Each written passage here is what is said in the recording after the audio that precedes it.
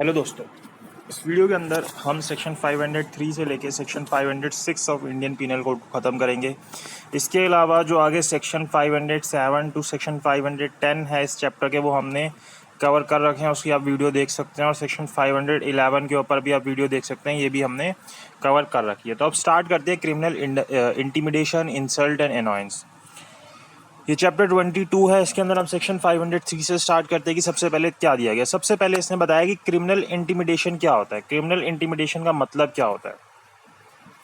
तो criminal intimidation देखा जाए तो क्रिमिनल इंटिमिडेशन का मतलब होता है कि कोई भी व्यक्ति जब किसी को धमकी देता है कि भाई मैं तेरे को इंजरी पहुंचा दूंगा, मैं तेरी रेप्यूटेशन को या प्रॉपर्टी को कोई इंजरी पहुंचा दूंगा, या उस व्यक्ति को कोई इंजरी पहुंचा दूंगा, तो उसको हम क्रिमिनल इंटिमिडेशन बोलते हैं। या फिर भाई किसी ऐसे व्यक्ति को इंजरी पहुंचा दूंगा जिसके अंदर तेरा इंटरेस्ट है। मतलब जैसे आप किसी फादर को थ्रेटन कर रहे हो कि मैं तेरे बेटे को या तेरी बेटी को इस तरीके से मार दूंगा या इंजरी पहुंचा दूंगा, उसकी रेप्यूटेशन को ख़राब कर दूंगा, तो वो भी क्या है, क्रिमिनल इंटिमिडेशन ही कहलाती है। तो सेक्शन को रीड करते हैं और फिर डिटेल में जाते हैं कि एग्जाम्पल के साथ कि इसमें क्या दिया गया है। तो who ever threatens another with the injury, कि कोई भी व्यक्ति जो थ्रेटन करता है, धमकी देता है किसी दूसरे व्यक्ति को विद एनी इंजरी, कि भाई उसको धमकी देता है कि मैं तेरे को किसी भी प्रकार की इंजरी पहुंचा दूंगा, टू हिज पर्सन, रेप्यूटेशन, कि भाई उसको मतलब उस व्यक्ति को खुद को इंजरी पहुंचा दूंगा या उसकी रेप्यूटेशन को कोई इंजरी पहुंचा दूंगा, और प्रॉपर्टी या फिर उसकी किसी प्रॉपर्टी को इंजरी पहुंचा दूंगा, और टू द पर्सन और reputation of anyone whom that person is interested, या फिर किसी ऐसे पर्सन की ऐसे पर्सन को या फिर ऐसे पर्सन की रेपुटेशन को इंजरी पहुंचा दूंगा जिसके अंदर उस व्यक्ति का इंटरेस्ट है,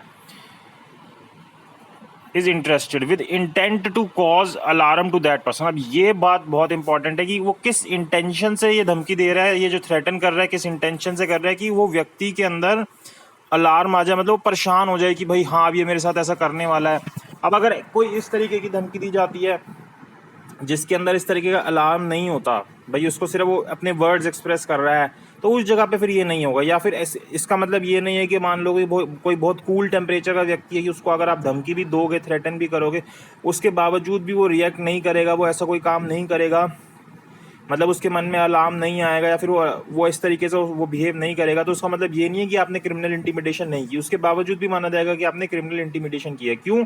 क्योंकि यहाँ पे जो व्यक्ति थ्रेटन कर रहा है उसकी इंटेंशन को देखा जा रहा है, उसकी इंटेंशन को देखा जा रहा है कि क्या उसकी इंटेंशन थी या नहीं थी कि वो दूसरे व्यक्ति के मन में अलार्म पैदा करे या ना करे। तो यहाँ पे हम उसको देखेंगे। और to cause that person to do any act, अब यहाँ पे वो क्या कर रहा है कि उसके कारण वो कह रहा है कि वो व्यक्ति ऐसा कार्य करे जिसके लिए वो लीगली बाउंड नहीं है, भाई उसको लॉ के द्वारा नहीं बोला गया उस काम को करने के लिए, या फिर वो ऐसे काम को ओमिट करे जिसके लिए वो लीगली इंटाइटल्ड है करने के लिए।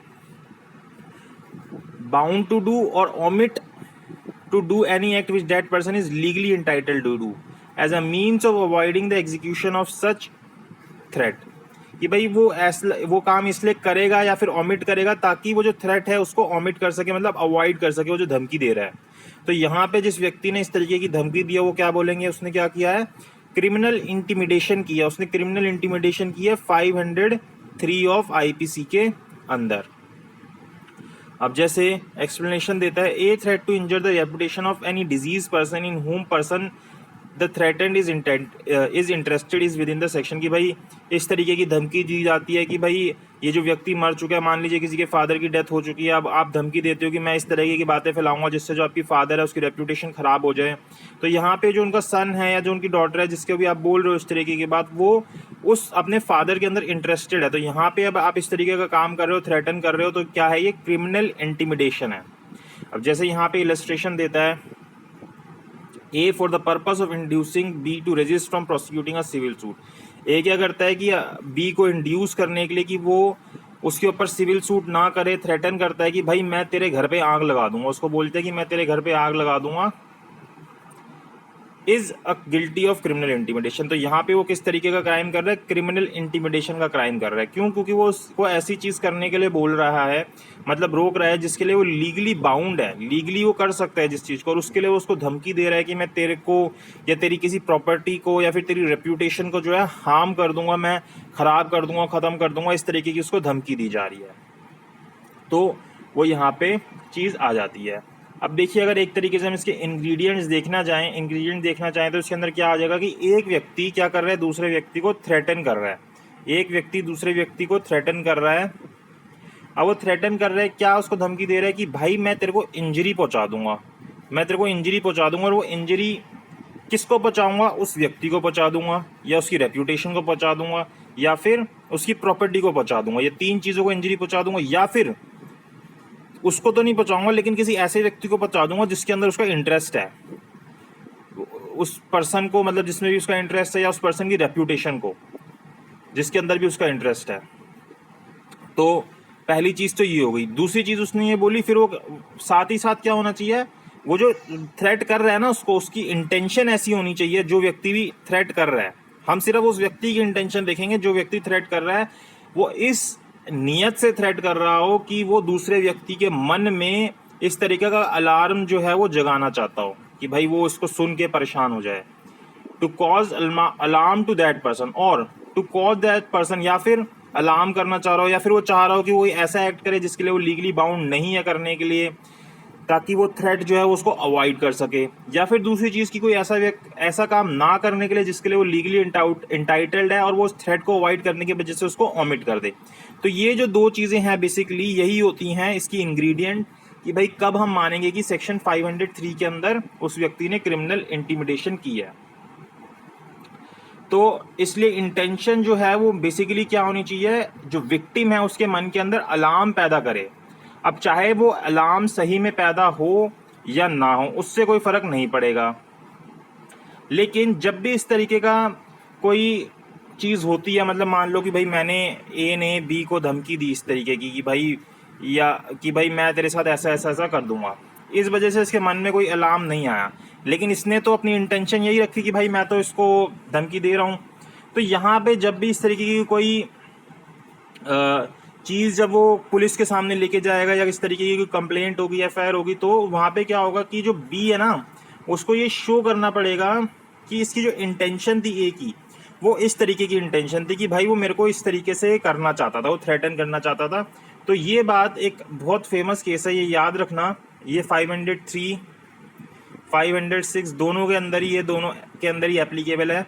यहाँ पे जो सज़ा दी गई है, इस केस का नाम है अमूल्य कुमार बेहरा वर्सेस नगबहना बेहरा, अमूल्य कुमार बेहरा वर्सेस नबाघना बेहरा। 1995 का केस है ये, अमूल्य कुमार बेहरा वर्सेस नबाघना बेहरा का केस। इस केस को आप ध्यान रखना, ये बहुत इंपॉर्टेंट केस है 503 506 इन सेक्शंस के अंदर। अब यहाँ पे अब ये जो थ्रेटन कर रहा है व्यक्ति, जैसे मान लो ए व्यक्ति जो है थ्रेटन कर रहा है, अब यहाँ पे वो जो इंजरी पहुँचाने के बात कर रहे हैं ना, वो ज़रूरी नहीं है कि ए जाके खुद ही वो इंजरी पहुँचाएगा। हो सकता है वो किसी और व्यक्ति के द्वारा, जैसे सी को बोले कि भाई मैं सी के द्वारा जो है बी को इंजरी पहुँचवा दूंगा, ऐसा भी हो सकता है। किसी तीसरे व्यक्ति के द्वारा भी वो इंजरी पहुँचाई सकती है। लेकिन अब कोई व्यक्ति ऐसी बात बोले कि भाई तू ये काम कर या ये काम नहीं कर, वरना तेरे को इंजरी पहुँचेगी। क्यों? क्योंकि ना तेरे को जो भगवान है ना, भगवान वो पनिशमेंट देंगे। तू ये काम कर दे वरना भगवान तेरे को पनिशमेंट देंगे, डिवाइन डिस्प्लेजर होगा तेरे साथ, भगवान तेरे से नाराज़ हो जाएंगे और तेरे साथ ये काम नहीं होगा। तो वो इस सेक्शन में नहीं आएगा, क्योंकि मैं भगवान को फ़ोन करके नहीं बोल सकता कि भाई मैंने उसको धमकी दिया और जाके उसको मारो। तो वो यहाँ पे 503 में नहीं आएगा। उसके लिए हमने एक अलग से सेक्शन पढ़ा था लास्ट वीडियो के अंदर, 508, जहाँ पे इस तरीके की डिवाइन डिस्प्लेजर की बात होगी, तो वो 508 के अंदर आ जाएगा। वो 503 में नहीं आएगा जहाँ पे इस तरीके की बात होगी। ये इसके अंदर कौन सा केस आता है, ये मैंने आपको 508 सेक्शन के अंदर भी बताया था। इसके अंदर दुराई स्वामी अय्यर का केस आता है। दुराई स्वामी अय्यर का केस मैंने आपको वहाँ पे भी बताया था। तो 508 के अंदर आप दुराई स्वामी अय्यर का केस को याद रखना। तो यहाँ पे ये बात होती है। उसके बाद अगर हम देखें तो क्रिमिनल इंटिमिडेशन मतलब 503, और अगर कोई बोले एक्सटॉर्शन जो है एक तरीके से सेम ही हो गया। वहाँ पे भी तो आप धमकी दे के कोई काम करा रहे हो और यहाँ पे भी करा रहे हो, लेकिन दोनों के बीच में डिफरेंस होता है। 503 क्रिमिनल इंटिमिडेशन और एक्सटॉर्शन में डिफरेंस होता है। क्या डिफरेंस होता है भाई? एक्सटॉर्शन में आप क्या करते हो, दूसरे को धमकी तो देते हो, लेकिन आप क्या करते हो, इमीडिएट पर्पस के लिए उससे मनी निकलवाते हो कि भाई फटाफट से तेरे सामने खड़ा हूँ, तेरे को बंदूक दिखाई और बोला कि निकाल पैसे, तेरे पास जो पैसे हैं। लेकिन क्रिमिनल इंटिमिडेशन में कोई डायरेक्ट इमीडिएट चीज़ आप नहीं करते, आप उसको थ्रेटन तो करते हो, लेकिन आप ऐसी चीज़ के लिए थ्रेटन करते हो जिसके लिए वो लीगली बाउंड होता है करने के लिए, ऐसा मत करियो भाई। या फिर लीगली बाउंड नहीं होता करने के लिए, उसको बोलते हो कि भाई ऐसी काम कर, तो वहाँ पे क्रिमिनल इंटिमिडेशन आता है। लेकिन एक्सटॉर्शन में क्या होता है कि आप तभी के तभी भाई पैसे निकाल, तू तेरे पास जो जेब में पड़ा है पैसे निकाल, तो उसको हम एक्सटॉर्शन बोल देते हैं। तो इन दोनों सेक्शंस के अंदर डिफरेंस होता है। अब जैसे बहुत बारी आपने देखा होगा कोई कोई क्या करता है, अब कोई पर्सन किसी में इंटरेस्टेड है, मतलब एक जैसे फादर सन के अंदर इंटरेस्टेड है, या अपनी डॉटर में इंटरेस्टेड है, या अपनी वाइफ में इंटरेस्टेड है, तो वहाँ पे क्या करता है, ये जो सन होता है वो क्या करता है, अपने फादर को धमकी देता है। क्या धमकी देता है कि मैं ना सुसाइड कर लूँगा, मैं सुसाइड कर लूँगा, आप ये काम कर दो, जिसके लिए वो लीगली बाउंड नहीं है करने के लिए।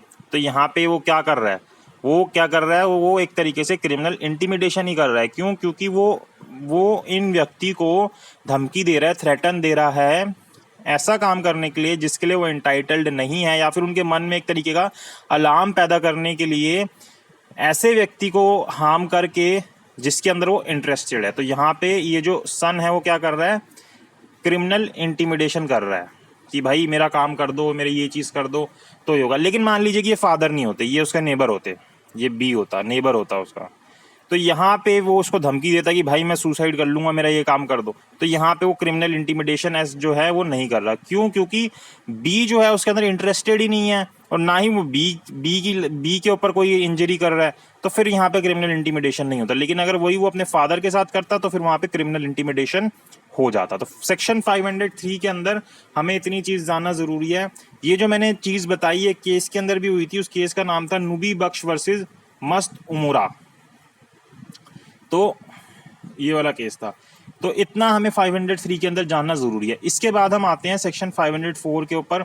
उससे पहले मैं आपको बताऊंगा कि आप मेरे को इंस्टाग्राम के ऊपर फॉलो कर लो, मेरी आईडी है @कुशांक है, वहाँ पे आप मेरे को फॉलो कर सकते हो।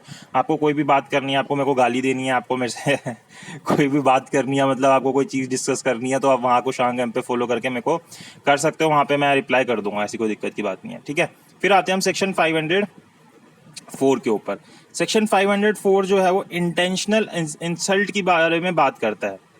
इंटेंशनल इंसल्ट के बारे में बात करता है। Intentional insult with the intent to provoke breach of peace, कि भाई मैं इस नियत से इंसल्ट कर रहा हूँ किसी व्यक्ति की, इस नियत से इंसल्ट कर रहा हूँ कि भाई वो व्यक्ति जो है ना वो प्रोवोक हो जाएगा, वो उत्सुक हो जाएगा कि वो किसी भी तरीके से जो ब्रीच है, जो पीस है उसको ब्रीच करे, एक तरीके से तोड़े उसको।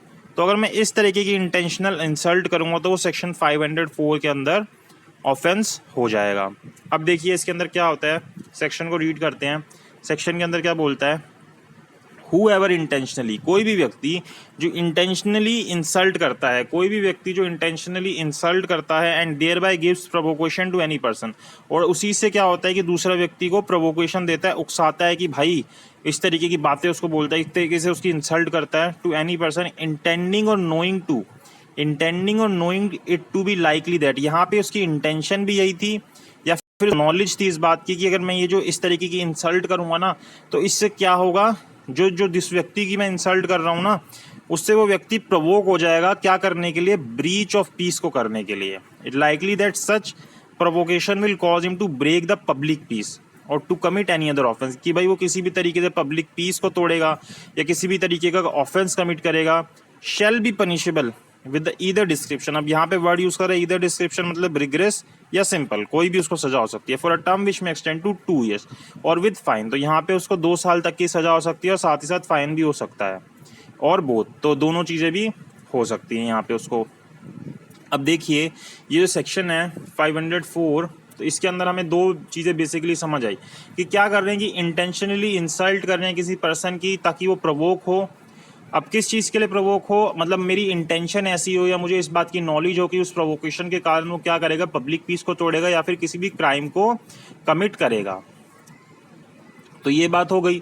अब लेकिन अगर हम सेक्शन 504 को पढ़ते हैं तो यहाँ पे जब भी कोई व्यक्ति कंप्लेंट करता है 504 के अंदर कि भाई पुलिस के पास जाके कि मेरे को ना क्रिमिनल ये किसी ने ना मेरी इंटेंशनली इंसल्ट करी है जिससे कि मैंने ये क्राइम कर दिया, या फिर भी पुलिस के सामने इस तरीके की चीज़ आती है कि मैं प्रवोक हो गया इस चीज़ से या ये हो गया, तो यहाँ पे जो व्यक्ति है ना जो प्रवोक हुआ उसको ना पूरी की पूरी बात जो है ना वो बतानी पड़ेगी उसको, वो जो एब्यूजिव वर्ड्स या जो जिस भी वर्ड्स यूज करके उसको प्रोवोक किया गया ना उसको बताना पड़ेगा। अगर वो नहीं बताएगा तो फिर ये जो है सेक्शन 504 जो है वो एप्लीकेबल नहीं होगा, फिर उसको छोड़ दिया जाएगा। फिर मतलब एक तरीके से कोर्ट के सामने चीज़ ही नहीं आएगी कि भाई क्यों तू प्रोवोक हो गया, क्यों ऐसी चीज़ हो गई, तो वहाँ पे उसको चीज़ें डिस्क्लोज करनी पड़ेगी। अब यहाँ पे जब हम सेक्शन 504 पढ़ रहे हैं तो हमें साथ ही साथ क्या चीज़ में ध्यान रखना है, जब हमने सेक्शन 499 पढ़ा जो किसकी बात करता है, डिफेमेशन की बात करता है, और जब हम सेक्शन 504 पढ़ रहे हैं तो दोनों में क्या डिफरेंस हो जाता है।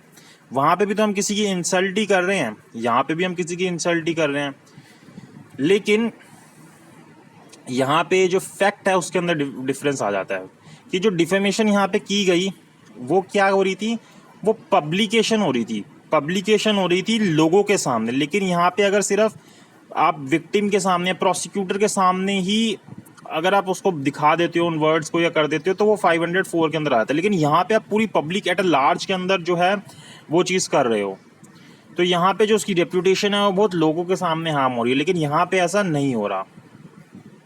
तो सिर्फ यहाँ पे अगर उस व्यक्ति के सामने उसकी इंसल्ट करे तो 504 में आ जाएगा। अदरवाइज अगर आप पब्लिकेशन करके 2-3 लोगों के सामने भी अगर आप ऐसा कर रहे हो तो वो 499 के अंदर डिफेमेशन हो जाएगी। तो 504 के अंदर हमें इतना ही जानना ज़रूरी था कि इंटेंशनल इंसल्ट क्या होती है। अब इसके बाद आते हैं हम सेक्शन 505 के ऊपर। सेक्शन 505 किस बारे में बात करते हैं, स्टेटमेंट कंड्यूसिंग टू पब्लिक मिसचीफ की कैसी स्टेटमेंट जो पब्लिक मिसचीफ को लीड कर रही है, स्टेटमेंट कंड्यूसिंग टू पब्लिक मिसचीफ। अब देखिए इसको पढ़ते हैं, थोड़ा सा बड़ा सेक्शन है लेकिन क्या बोल रहा है इसके अंदर, whoever makes, publishes और circulates any statement, rumor और report। क्या कर रहा है कि कोई भी व्यक्ति पब्लिश कर रहा है, सर्कुलेट कर रहा है, पब्लिश कर रहा है, सर्कुलेट कर रहा है, किसको, किसी स्टेटमेंट को, र्यूमर को या रिपोर्ट को, पब्लिश कर रहा है या सर्कुलेट कर रहा है किसी स्टेटमेंट को, र्यूमर को या रिपोर्ट को, इन 3 चीज़ों को। अब ये जो करने के कारण क्या हो रहा है या उसकी इंटेंशन क्या है इसके पीछे करने की, उसको देखते हैं।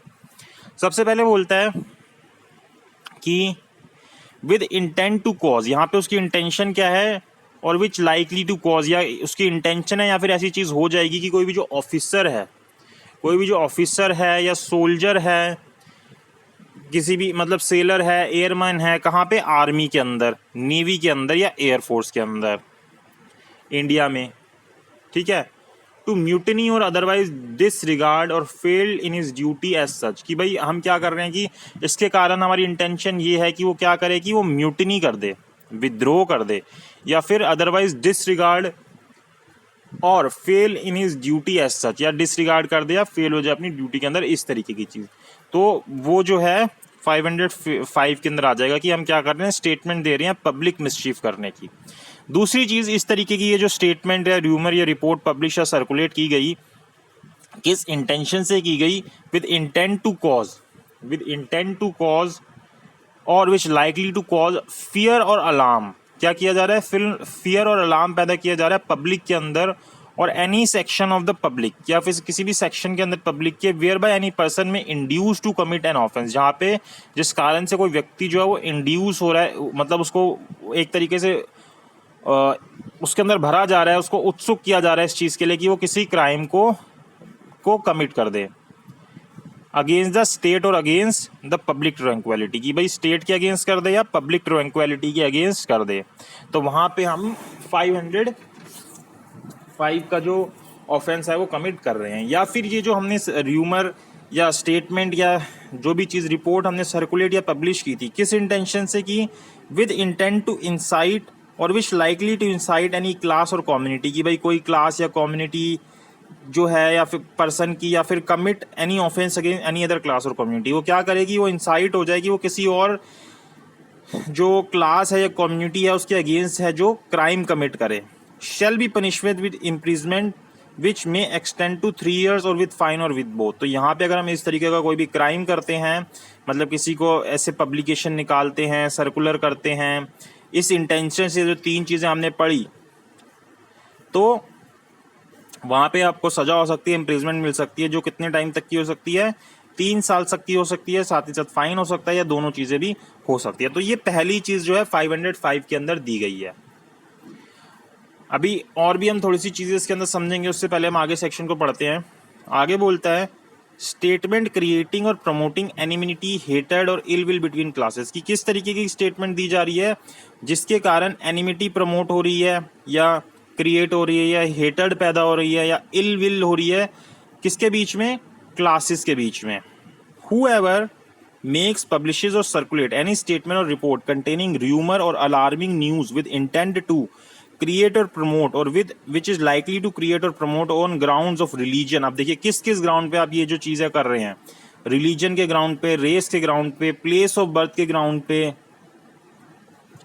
रेजिडेंस के ग्राउंड पे, लैंग्वेज के ग्राउंड पे, कास्ट या कम्युनिटी के ग्राउंड पे, या फिर किसी भी ग्राउंड पे, कोई भी ग्राउंड हो जिसके कारण क्या आ रहा हो, फीलिंग्स ऑफ एनिमिटी, हेटर्ड और इल विल जो है डिफरेंट रिलीजियस, रेशियल, लैंग्वेज या रीजनल ग्रुप्स के बीच में या कास्ट के बीच में, कम्युनिटी के बीच में, शैल बी पनिश्ड। अगर इस तरीके की कोई भी आप काम करते हैं उनके बीच में हेटर्ड, इल विल या इस तरीके का कोई भी चीज़ होती है तो यहाँ पे आपको 3 साल तक की सज़ा हो सकती है, साथ ही साथ फाइन हो सकता है और दोनों चीज़ें भी हो सकती है। तो यहाँ पे ये सेकंड क्राइम इसने बताया कि इस तरीके की कोई चीज़ होती है। तो फिर बताता है offence under subsection 2 committed in place of worship. अब अगर इस तरीके की जो चीज़ है, हेटेड इलविल की चीज़ आप कहाँ कर रहे हैं? प्लेस ऑफ वर्शिप के ऊपर कर रहे हैं, जहाँ पे पूजा करने की जगह है, कोई भी ऐसी जगह है तो वहाँ पे आप इस तरीके का क्राइम कर रहे हैं। तो whoever commits an offense specified in subsection 2 in any place of worship or in any assembly engage in the performance of religious worship। भाई लोग इकट्ठे हुए हैं अपने रिलीजियस वर्शिप के लिए, जब भाई कोई पूजा करने के लिए इकट्ठा हुआ, कोई नमाज पढ़ने के लिए इकट्ठा हुआ, या इस तरीके की किसी भी रिलीजियस सेरेमनी के लिए कोई भी इकट्ठा हुआ, shall be punish with imprisonment which may extend to 5 years and shall also be liable to fine. तो यहाँ पे 5 साल तक की सजा होगी और साथ ही साथ एंड वर्ड यूज किया, आपके ऊपर फाइन भी लगेगा ही लगेगा। तो ये अपने आप में बड़ा क्राइम हो जाएगा जब प्लेस ऑफ वर्शिप पे इस तरीके का क्राइम किया जाएगा। एक्सेप्शन दे रहा है, it does not amount to offence with the meaning of this section when the person making, publishing or circulating any such statement, rumor or report has reasonable ground for believing that such statement, rumor or report is true and makes, publishes, circulate in good faith and without any such intent or aversive। तो यहाँ पे अगर कोई व्यक्ति इस चीज़ को prove कर देता है उसने गुड फेथ में ऐसा किया है, उसकी इस तरीके की कोई इंटेंशन नहीं थी और उसके पास ऐसे ग्राउंड है जिससे वो बिलीव कर सके कि ये जो स्टेटमेंट, रूमर या रिपोर्ट है ये ट्रू है, तो फिर वहाँ पे उसको ये जो सज़ा है वो नहीं मिलेगी। अब यहाँ पे ये बात उठी भाई, ये तो फ्रीडम ऑफ स्पीच के अगेंस्ट बात जा रही है कि भाई आप बोलने का अधिकार नहीं दे रहे किसी को। अब freedom of speech article 19(1)(a) के अंदर जो है आता है, तो यहाँ पे हमारे कॉन्स्टिट्यूशन में इस बात को मना किया गया है कि भाई कोई भी अगर चाहता है तो कुछ भी बोल सकता है, लेकिन सुप्रीम कोर्ट ने बोला कि ये जो प्रोविजंस हैं ये अनकॉन्स्टिट्यूशनल नहीं है और ये हमारे fundamental right of freedom of speech and expression को वायलेट नहीं कर रहे। इस बात को आप केदारनाथ वाला जो केस है जो 124(a) के अंदर भी सिडिशन के अंदर यूज होता है वहाँ पे आप देख सकते हैं। तो यहाँ पे हमारे कॉन्स्टिट्यूशन के अंदर ये बात बोली, मतलब हमारे सुप्रीम कोर्ट ने ये बात बोली कि ये चीज़ अनकॉन्स्टिट्यूशनल नहीं है, सेक्शन 505 अनकॉन्स्टिट्यूशनल नहीं है। ठीक है, अब ये जो हमने क्लॉज 2 जो पढ़ा और 3 जो पढ़ा, ये क्या है? ये कॉग्निजेबल ऑफेंसेस हैं, कॉग्निजेबल ऑफेंसेस हैं ये जो हमारे क्रिमिनल प्रोसीजर कोड के अंदर आते हैं। अब जैसे 506, 507 जो सेक्शन है, जिससे आगे वाले सेक्शंस हैं, ये भी जो हैं क्या हैं? कॉग्निजेबल है, मतलब गवर्नमेंट जो है वो नोटिफिकेशन देके इनको कॉग्निजेबल बना सकती है, वो है इसके अंदर। अब देखिए कोई व्यक्ति किसी को सिर्फ थ्रेट देता है, कोई व्यक्ति किसी को सिर्फ थ्रेट देता है और उसके माइंड में कोई अलार्म पैदा नहीं होता उससे, तो वो इस सेक्शन के अंदर क्राइम नहीं कर रहा। अब देखिए हमने एक सेक्शन पढ़ा है, सेक्शन 153(a) और यहाँ पे हम पढ़ रहे हैं सेक्शन 505। जब इन दोनों सेक्शन को पढ़ते हैं तो हमें लगता है कि ये थोड़ा सा सेम सेक्शन, लेकिन इन दोनों के बीच में डिफरेंस है। अब क्या डिफरेंस है इन दोनों के बीच में? सबसे पहले तो डिफरेंस ये है कि जो सेक्शन 505 है इसके अंदर क्या होना चाहिए? पब्लिकेशन होना चाहिए या सर्कुलेशन होना चाहिए, जो वर्ड्स या रूमर जिस भी तरीके की चीज़ फैलाई जा रही है। लेकिन जब हम 153(a) के अंदर जाते हैं तो वहाँ पे इस तरीके का पब्लिकेशन होना या सर्कुलेशन होना ज़रूरी नहीं है। और जो 153(a) है वहाँ पे ऐसा नहीं होता कि आप सिर्फ इतना सा काम कर रहे हैं कि आप सिर्फ जो फीलिंग्स हैं उनको इंसाइट कर रहे हैं ग्रुप की, बिना रेफरेंस के दूसरे किसी ग्रुप को, तो वहाँ पे 153A ये 505 एप्लीकेबल नहीं होता। यहाँ पे आप एक केस है, इस केस को आप पढ़ सकते हैं। अब वो केस को अगर डिटेल में जाएंगे तो बहुत लंबा हो जाएगा। Balwant Singh versus state of Punjab, ये केस है, इसको आप पढ़ सकते हैं। इसमें आपको और भी जो बेसिक चीज़ें हैं वो समझ आ जाएंगी। अब हम आते हैं सेक्शन 506 के ऊपर, इस वीडियो के आखिरी सेक्शन के ऊपर। सेक्शन 506 बात करता है पनिशमेंट फॉर क्रिमिनल इंटिमिडेशन की। भाई कोई भी व्यक्ति अगर क्रिमिनल इंटिमिडेशन करता है, जो हमने ऑफेंस पढ़ा, तो वहाँ पे उसको कितनी पनिशमेंट मिलेगी वो हमें सेक्शन 506 के अंदर बता रखी है। तो whoever commits the offense of criminal intimidation shall be punished with imprisonment of either description for a term which may extend to 2 years or fine or with both। अब यहाँ पे क्या है कि either description की पनिशमेंट मिल रही है, मतलब इम्प्रिजमेंट मिल रही है, मतलब रिग्रेस भी हो सकती है और सिंपल भी हो सकती है, और वो 2 साल तक की मिलेगी, या फिर उसको फाइन लगेगा साथ में, या फिर दोनों चीज़ें भी हो सकती हैं। मतलब सिर्फ फाइन लेके भी छोड़ा जा सकता है, या फिर दोनों चीज़ें भी लगाई जा सकती हैं जो इसकी पनिशमेंट है। लेकिन अगर वो क्रिमिनल इंटिमिडेशन किस तरीके की गई है, जहाँ पे थ्रेट जो था वो किसी व्यक्ति को डेथ देने का था या ग्रीवियस हर्ट देने का था, तो यहाँ पे जो सज़ा है वो बढ़ जाएगी। And if threat to be cause to death of grievous hurt और to cause a destruction of any property of by fire, कि भाई मैं तेरी प्रॉपर्टी में आग लगा दूंगा, इस तरीके की बात बोली गई, और to cause an offence punishable with death और इम्प्रिजमेंट फॉर लाइफ, या फिर इस तरीके की ऑफेंस करने की धमकी दी जिसके अंदर सज़ा जो है लाइफ टाइम की सज़ा है, या फिर डेथ की पनिशमेंट है, या फिर इम्प्रिजमेंट जिसके अंदर 7 साल से ज़्यादा की है, मतलब 7 साल तक की सज़ा है जहाँ पे हो सकती है। और to impute unchastity to a women, की इस तरीके की चीज़ जहाँ पे किसी वुमेन की अनचेस्टी की जाएगी, shall be punish with imprisonment of either description for a term which may extend to 7 years or with fine or with both.